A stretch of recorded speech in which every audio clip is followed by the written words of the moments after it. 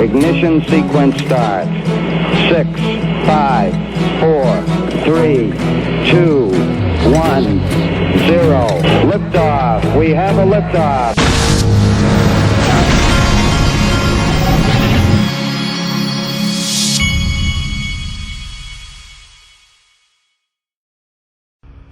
Hey everybody, this is the Digital Asset Investor, and Link2 has got someone on a company on their platform now called Cougar.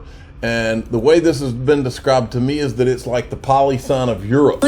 Are you looking to invest in a company that's paving the way for digital assets? Meet Cougar, a multi-award-winning infrastructure provider that's leading the digital asset revolution. Since 2018, Cougar's been setting the standard by offering digital asset custody, trading, and prime services to institutional investors. At the core of Cougar's infrastructure is ClearLoop, which enables clients to trade and settle in near real time while mitigating counterparty risk and increasing capital efficiency. It's the first off-exchange settlement product in the market, creating strong network effects for asset managers and other ecosystem participants. With a valuation that's grown from $13.2 million in 2019 to over $385 million in 2021, Cougar's potential for growth is only increasing. And the recent announcement of $500 million of insurance for digital assets and cold storage, arranged by Aon and Lloyd's of London Syndicate, only adds to their promise. Cougar's partnership announcements with Bitmart and Huobi, as well as its integrations with Gate.io, are further proof of the company's success in the digital asset space. They're currently the most awarded digital asset infrastructure provider, securing 6 awards in 2022, making Cougar one of the leading options for global financial institutions to trade and safeguard their digital assets. Now, with Cougar's recent fundraising efforts, you can invest in this groundbreaking company through the Link2 platform. Invest in Cougar today through Link2 and benefit from the user-friendly interface that Link2 offers, as well as Cougar's innovative technology. Don't miss out on this opportunity.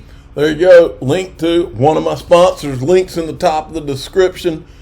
You have to be accredited, and tell them DAI sent you. Now, here's someone that I met when I was in Las Vegas at XRP Las Vegas, and I didn't want to forget to give him a shout out. He wants a title, and his first name's Tyler. I'm not going to say his last name. Well, I guess maybe you can figure it out. He's got a business anyway. But anyway, he's at, let me make sure I got this right. This is his website. And here's the deal. The reason I remember this guy is 2 things. He gave me one of these medallions he's got, but he also was a Georgia Tech. I think he and his wife or girlfriend, whichever it was, were both Georgia Tech alumni. And my father, who's the official father of the Digital Asset Investor channel, was standing right there. And I said, Dad is dying for my son to play baseball at Georgia Tech, where he went to school. And I told Dad, I said, well, he's going to need a few more miles an hour to do that. But anyway, we had that conversation. Now, this Tyler he runs his own company. This is tiproject.xyz. And he's got a whole line of products here. This is what he gave me, is this medallion right here. How cool is that? You can also get one of those with the phoenix, the rising phoenix on it. And if you go back, let's see. And I'm not making any money off of this or anything like that. I just wanted you to see what he's got. He has these dog tags. So if you wanted to get a dog tag, pretty darn cool. A lot of cool stuff. All right. And he's a hell of an engineer. That's what they say at Georgia Tech. All right. We got to check in with the official Cougar. You know, he's got things going on. He's walking down the street. Here you go. He can say it best himself. He almost gets hit in the head with a tree. What's up, fam? Happy Friday. There's a lot of misdirection out there. Do you feel like you're missing out on things? Don't worry about it. Stay true to yourself. We got the Empower Oversight, the government watchdog, the Rottweiler, the Doberman Pinscher. They got our back now. They're seeking accountability. We made the lists. We checked them twice. Now let's just see what happens. Let's have a great weekend. Man, I wonder, does he write that out, or does he just come out? Does he say things that cool and it's not even scripted? That's what my dad and anybody who's ever watched me do a video, they're always like amazed. They're like, you don't like write any of that down? And I'm like, no, I just sit here and go through my tabs here and see, now that I can see around corners and literally bend the corners, it makes it easier. But it wasn't like that. If you go back to some of my earliest videos, I sound like a scared kid, because I was. This Michael Arrington, who is Brad Garlinghouse's best friend, he put this out today. Let's go. This person wrote this book, SBF, how the FTX bankruptcy unwound crypto's very bad good guy. Well, I said he was never the good guy. The XRP army are the good guys. That's what I said on stage when I was at XRP Las Vegas. Now, wanted to show you something that I think was missed. This is from XRP Snakey, and XRP Snakey is the official guy who posts first under all of my Twitter posts of the Digital Asset Investor channel. And I met him out there, real nice guy. I told you the story about meeting him and his wife. But he also had this long stick with him, and it had a camera at the top of it. It was one of the cooler things I've seen, and it literally makes you feel like you're hovering above the crowd. But he captured this moment right here that I wanted you to hear. This is the moment that the PolySign CEO predicts a Ripple victory for XRP holders. Listen to this. People look at Bitcoin as kind of a leading indicator, and so they just want an initial amount of exposure. I'm not telling you anything that would surprise you. I think Bitcoin would be the first that they would go to. So you're saying there's a chance? All right, next What I'm saying is that you all, like me, who own XRP, are going to benefit when this suit gets ruled in Ripple's favor. How about that? That's great. Folks, you don't understand how energized that crowd was. It was something else, really. And I'm not just saying that. And I'm going to play a clip here in a minute from Molly Elmore and Jimmy Valley, two of the lightning rods in the community. I call Baba Cugs he's the ultimate lightning rod, but they're pretty good at it too. They don't mind pulling a pin and throwing a grenade into a conversation, which I admire, because I think life's all about taking risks and having guts, and I like guts, and I like risks, and I like speculation, and I like wild speculation even more, because that's how I got here. Bill Morgan, he's doing a little bit of wild speculation. Mr. Huber, who was Stefan Huber, he was talking about how Brad Garlinghouse had said he thought the case would end in quarter 3 or whatever. And he said 2 to 6 months. And Bill Morgan says, yeah, he said 2 to 6 months. That's likely to be accurate, but it could be next month. It could be tomorrow. It could be today. I heard this judge likes Fridays. You never know. Linda P. Jones, who I was able to get to meet, and she was able to sit at the dinner table with us. I've actually got a picture that I don't know if I've shown it yet, but she's a very nice lady and very smart lady, and I like being around smart people. She says the XRP community needs to memorize this like a Bible verse.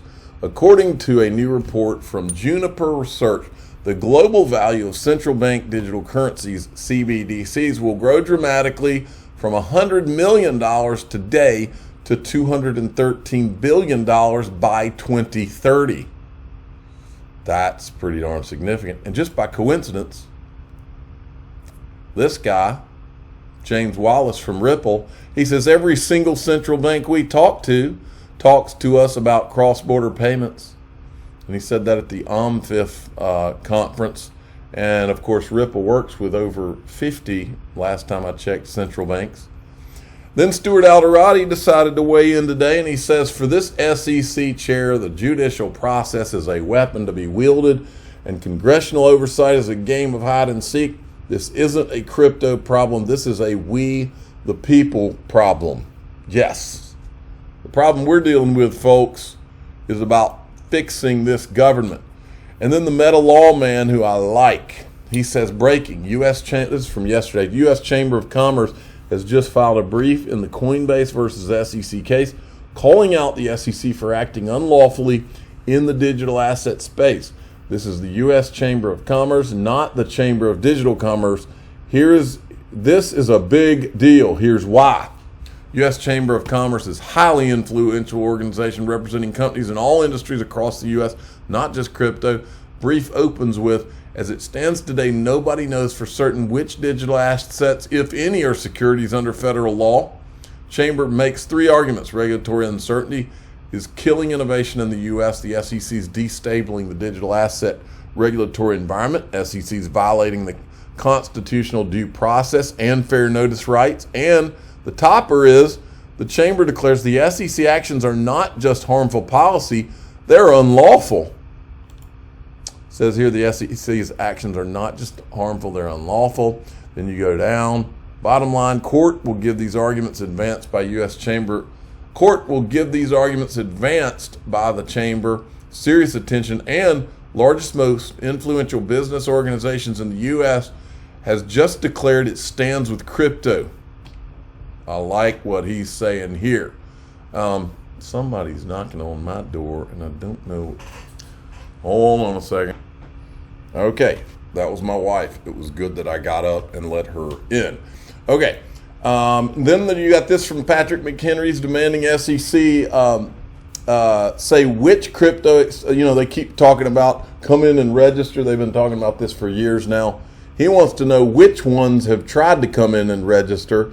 And he says he's threatening to hold a hearing for the failure to comply if they don't let him know. And then we got this. Ethereum's mainnet experienced temporary inability to finalize transactions not long ago, resulting in delays and stuck transactions. Turns out that they bet on the SEC and all their lawyer friends and VC friends bet on the wrong horses. The proof of work horse doesn't work. Well, now it's not proof of work, but both of them don't work, or not compared to XRP anyway. Then we've got, speaking of Ethereum, listen to this from Vitalik Buterin himself. That's really what Ethereum is. People talk a lot about things, talk about cryptocurrency 2.0 being like the internet of value. We're not the internet of value. Ripple is the internet of value. We're an arbitrary processor for state transaction functions. That's all I needed to hear. Then we've got this from Ron DeSantis. Florida bans a central bank digital currency. I don't mind the central bank digital currency itself if it's got privacy and things for good built into it. The evil kind for control, I'm not on board with that, but I think Ron is going to have to backtrack on this. I think it's coming whether we like it or not. I think they need to focus on, I think our governments need to focus on making sure that we have the right things built into the law to protect us from anybody who would like to do a CBDC for control purposes. Now, and I think Tom Emmer was working on that. Now, Jimmy Valley and Molly Elmore, I want to show you their channel so you can go subscribe. They just, I don't know if it's a joint channel they're doing or whatever, but they're calling it, whoever's behind, it says Val Hill Capital, Escape Velocity. I don't know if it's Val Hill Capital's channel or if they've got a joint venture or what. But go give it a subscribe if you want to check out what they're talking about. But they made some very good points about the importance of the XRP Las Vegas event here. I've never had an experience like that, let alone something that you would kind of call like an industry event. I mean, it was crazy fun.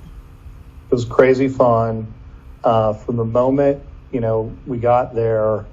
Look, when this stuff starts to really have, and all these connections start to be made, and even like the YouTube videos and all that stuff really started to happen, the influencer movement started to happen. It was all during lockdown, during COVID. So a lot of us have spent so much time on Zoom calls or on conference calls. It's like we intimately feel like we know these people, but we've never actually shared a beer or, shaken their hand or given them a hug. And just, you could tell it was so long overdue. I mean, we're like I know there's tons of people that go back, way back with XRP and the XRP, project. There's a lot of people who went through, 2017, 2018 bull run. The true OGs go way, way back. And we met a whole bunch of those people this weekend.